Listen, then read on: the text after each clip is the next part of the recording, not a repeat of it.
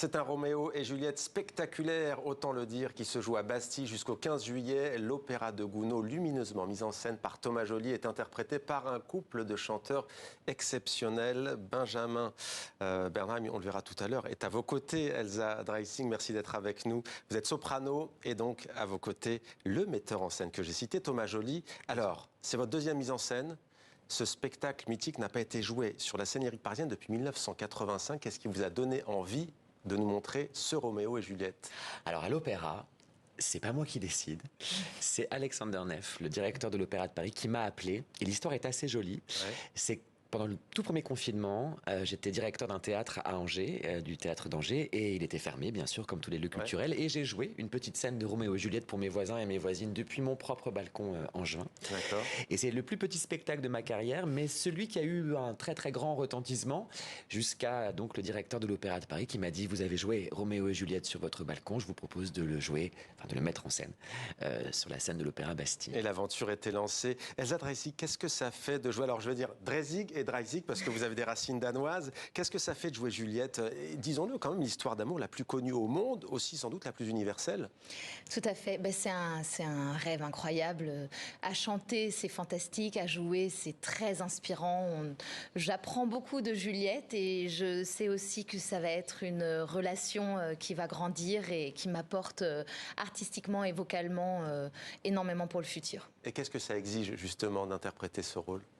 Alors ça exige d'avoir beaucoup de couleurs dans la voix parce que l'opéra est écrit avec des actes très différents. Juliette commence avec plutôt de la légèreté, des coloratours, des notes rapides, aiguës, et va se dramatiser aussi au fur et à mesure que le tragique arrive dans l'opéra.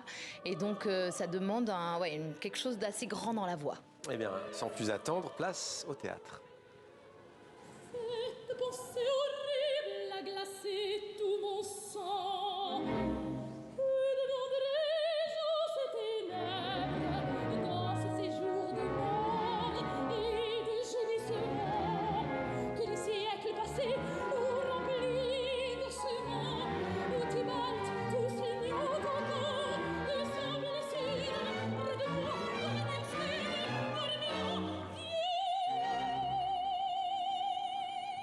Elsa Dreissig, c'est intéressant de voir, vous vivez la séquence, hein, vous Ouais. fermez les yeux. Pourquoi? Parce que vous êtes en train de vous remémorer tout ce que ça...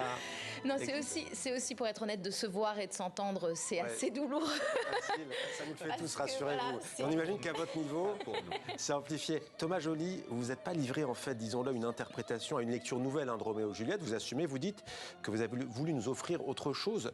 Qu'est-ce que vous avez voulu nous montrer de ce joyau théâtral? Tout le monde, enfin beaucoup de gens connaissent cette histoire, donc comment est-ce qu'on reste inventif à la mise en scène? L'idée était surtout de faire découvrir cette œuvre, parce que si on connaît l'histoire, on ne connaît pas forcément la musique de Charles Gounod, qui pour le coup a créé vraiment une musique très émotionnelle, très en lien avec l'intériorité des personnages, et donc puisqu'il a fait un écrin musical idéal pour cette œuvre, pour cette histoire, moi j'ai voulu créer juste un écrin scénique qui permettait de laisser toute la place au déploiement des artistes. Et justement, l'écrin scénique, comme vous dites, la mutine scène du balcon entre chien et loup, il y a le flirt à cache-cache des amoureux, il y a les Capulets à la recherche de Roméo, la convocation de fantômes aussi, ancrée dans le réel. Vous avez été révélation lyrique aux Victoires de la musique, puis lauréate du prestigieux concours Opéralia. Comment vous ressortez de cette expérience Roméo et Juliette aux côtés de Benjamin Bernheim?